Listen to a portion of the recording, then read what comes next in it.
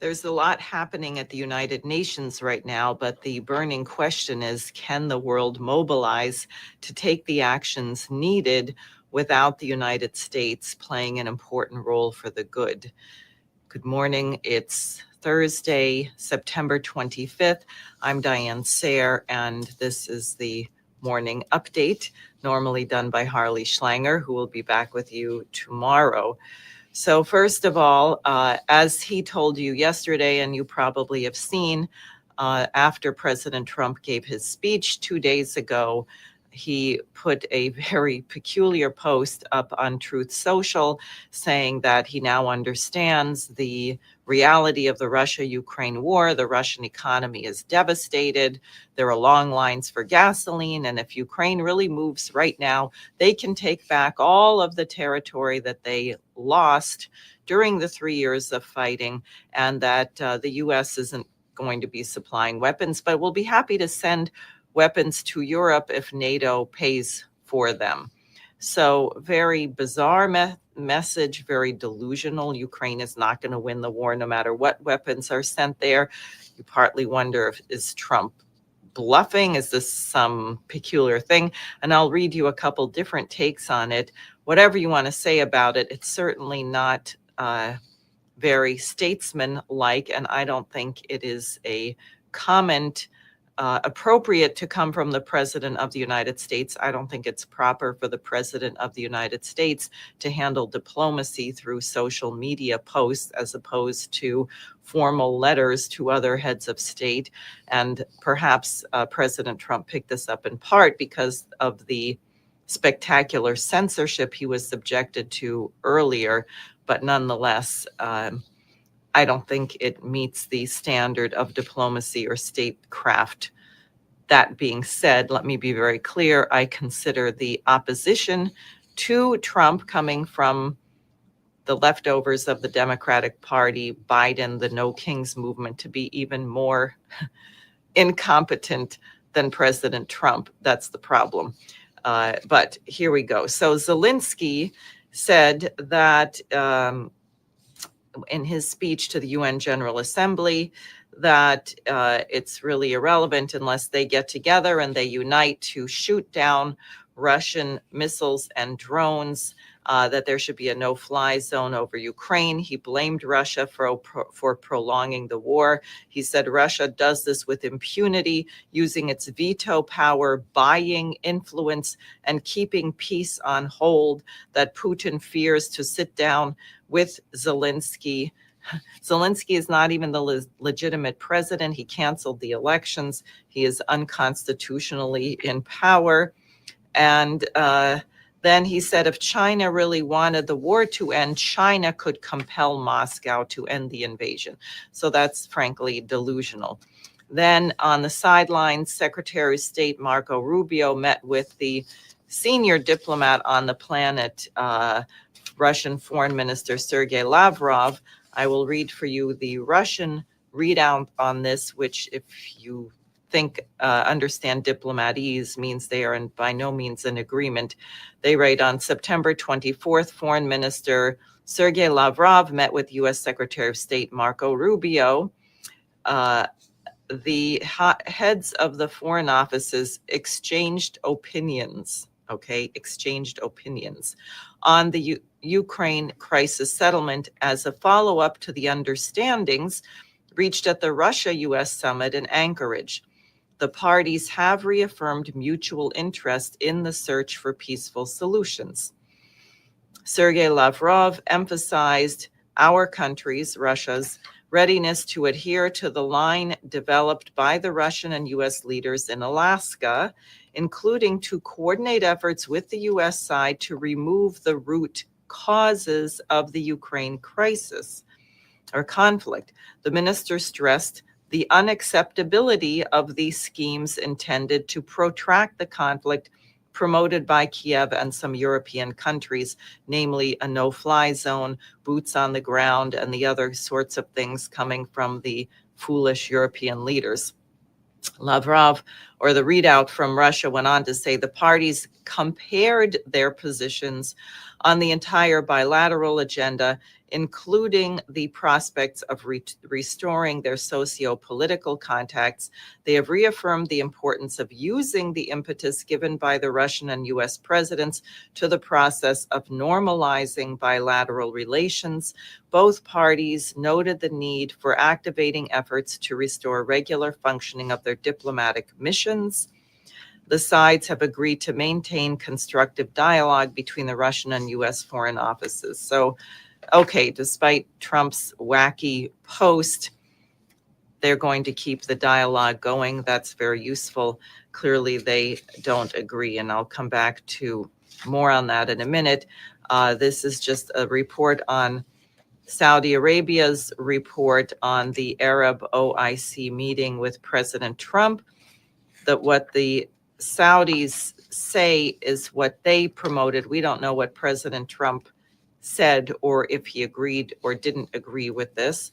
Well, we know part of it he doesn't agree with because he made very clear that he doesn't want to recognize a Palestinian state, that he thinks this would be rewarding Hamas for October 7th or something like that. So, according to the Saudis, what they told President Trump is that ending the Israeli war in Gaza is the first step toward achieving a just and lasting peace. They reject the forced displacement of Palestinians, and they want those who have been displaced to be allowed to return. They said there should be an immediate ceasefire that would secure the release of the hostages and enable the delivery of sufficient humanitarian aid, that is 500 to 600 trucks per day, not 50 or 60, as the foundation for a broader peace effort. They emphasize the need for a stabilization roadmap covering the West Bank and Jerusalem's holy sites, while voicing support for reform efforts within the Palestinian Authority. They also backed a reconstruction plan. Previously, Saudi Arabia had backed the Egyptian plan. I don't think they'd feel so keen about the Tony Blair plan, which Trump supposedly is supporting. I don't know. Nothing's been official on that so far. Now, the London Telegraph was very unhappy with President Trump's post, asking, is Trump really now throwing his weight behind Ukraine and a leader he once humiliated in the Oval Office? And they say only up to a point.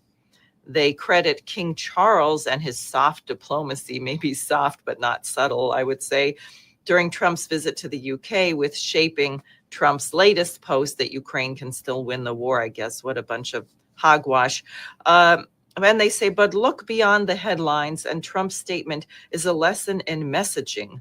Rather than pledging fresh support to Ukraine or loading up action on Russia, Mr. Trump appears to be handing things over to Europe and NATO. There is no suggestion of extra support for Ukraine from the US or that he will punish Moscow further. His only commitment is to keep selling weapons to the allies, hardly a game changer. So that's the British take on Trump's post. Now, Dmitry Rogozin, who is the former head of Russia's space agency and is now a senator in Russia, writes of Trump, the old man is throwing threats at us, provoking us by calling us a paper tiger. Such talk is so unworthy that it is hard to even imagine anything like this coming from the president of a great power until now. The old and restless American man trolls us by saying that a normal military power would have ended such a war in a week. I understand what this madman means by his words. His ideal is Netanyahu, with the monsters in the Israeli general staff who leveled Palestinian cities with their populations to the ground. Rogozin said, he wants us to physically exterminate our Ukrainian kin, even if they behave by the principle, there is a black sheep in every family, unquote. But Moscow won't do that. No, old man, you won't get your wish. We are not your idols from Tel Aviv.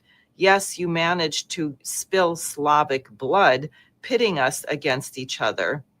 You were lucky to taste Russian blood, but it will be your ruin. You cannot digest it.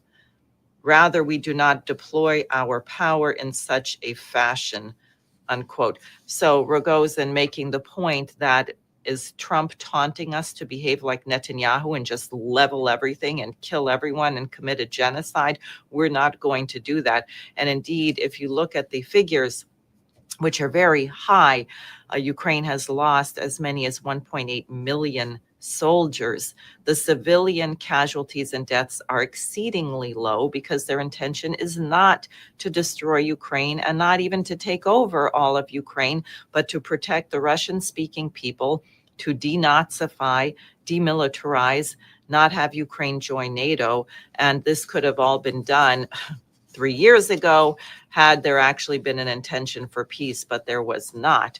So in wrapping up today, I just want to really stress the importance of Lyndon LaRouche as a presidential candidate 8 times and a statesman for embodying a quality that we saw in great American leaders like John Quincy Adams, George Washington, Franklin Roosevelt, President Kennedy, Abraham Lincoln.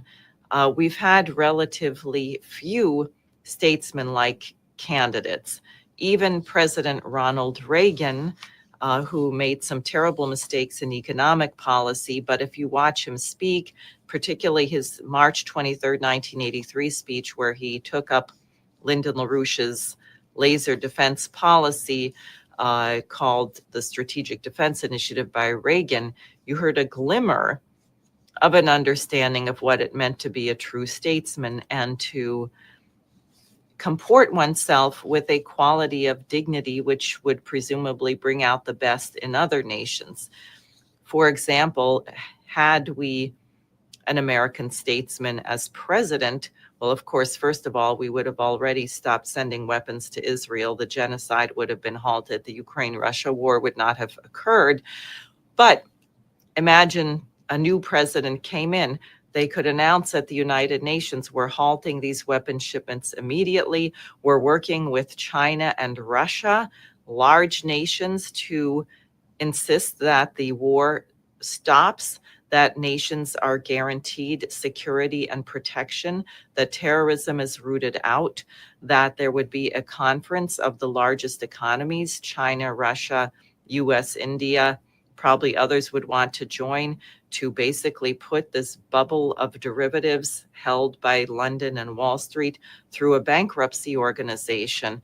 We'd write off a lot of the debt. We'd return to a fixed exchange system, and we'd return to the kind of relations among nations which John Quincy Adams was calling for and which George Washington had in mind and addressed in his farewell address.